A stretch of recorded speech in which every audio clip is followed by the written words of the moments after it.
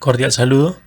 En esta oportunidad vamos a ver algunos de los atributos que tiene una tabla tradicional, una tabla. Entonces aquí tenemos la tabla con la siguiente información de fecha, el valor de unas ventas, el vendedor y la ciudad. Estos son nuestros datos originales. Pero a estos datos originales les podemos adicionar más elementos tanto en la parte inferior, en las filas, como en las columnas. Por ejemplo, si yo aquí quisiera colocar como tal, por ejemplo, el mes, el nombre del mes, voy a colocar aquí mes y sencillamente voy a insertar una función que me devuelva el número de mes de esta fecha. Esto se puede hacer solo a manera de ejemplo, se puede hacer de diferentes maneras, con la función texto, con el mes o inclusive solo con el formato. Por ahora solo utilizaremos la función mes. Entonces solo quiero que me devuelva el número de mes al cual corresponde. Aquí entonces mis datos originales eran estos primeros cuatro primeras columnas y le adicioné otros datos que se refieren como tal a una siguiente columna. Voy a insertar también, por ejemplo, lo que es el año. Entonces aquí inserto como tal mi año y le voy a agregar una función para que me mire cuál es el año de cada una de esas fechas. Aquí tengo entonces mi año y el mes, que son columnas adicionales que yo le he incluido. Entonces en este caso puedo seguir agregando cualquier cantidad de columnas dentro de esta tabla y no me va a afectar como tal mis datos originales, porque estos datos originales pueden ser de una fuente de información dentro del mismo libro Excel, dentro de otro libro o sencillamente que vengan de una conexión externa, por ejemplo una base de datos, que posteriormente lo estaríamos revisando, pero a grandes rasgos es como se explicaría esta primera parte. Dentro del diseño de la tabla también le puedo agregar, por ejemplo, la fila de los totales. ¿Para qué? ¿Para qué me serviría? Pues básicamente para que aquí yo le pueda incluir como tal la cantidad de ciudades, que por ejemplo aquí me está mostrando la cantidad de ciudades, o sencillamente el valor de la venta, el promedio, una suma, etcétera. Entonces aquí yo quiero, por ejemplo, tener el total o la suma total de esas ventas de todos los vendedores. Aquí estas son las funciones que tiene como tal la tabla por defecto y de las cuales puedo hacer uso de ella. Entonces puedo incluir también la función promedio, suma, un máximo, un mínimo, etcétera.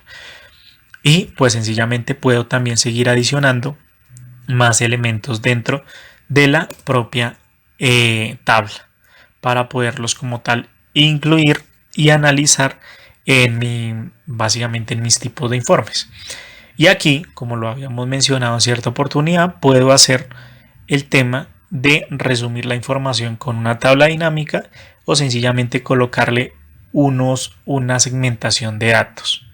Aquí le vamos entonces a colocar una segmentación de datos por el mes,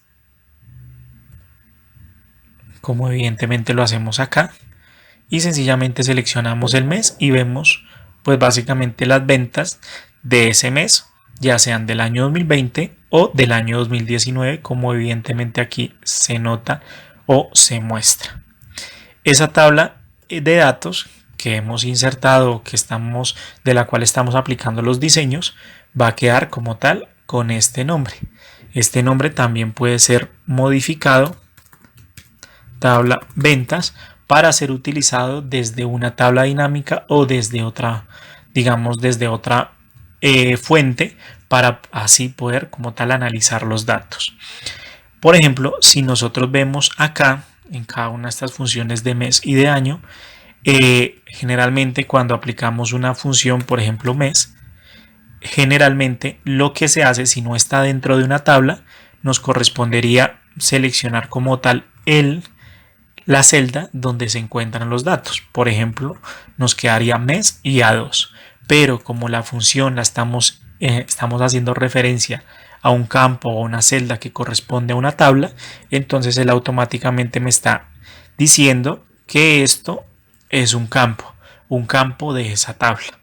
Entonces lo podremos como tal modificar, pero teniendo en consideración que estos son los campos de la tabla. Por ejemplo, aquí podríamos En caso de que tuviéramos otro tipo de información, pues hacer referencia, por ejemplo, al campo específico.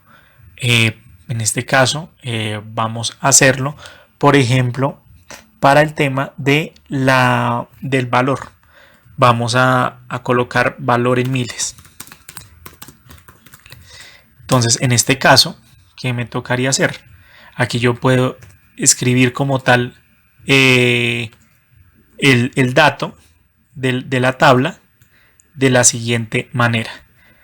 Abro como tal los corchetes, dependiendo, digamos, del tipo de información que yo tenga. Entonces, por ejemplo, aquí puede ser con al 91 y hacer referencia como tal a la celda de la cual yo quiera extraer los valores, que sería algo similar como si yo seleccionara como tal la celda, y en este caso, como la información está en miles, entonces sencillamente dividiría ese dato en 1000, que lo podría hacer, digamos, de forma manual al 91, posteriormente arroba, para que el arroba pues me va a traer como tal los campos de esta tabla.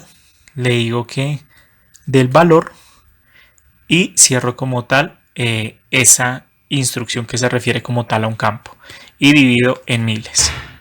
Entonces aquí ya estaría la información en miles de pesos.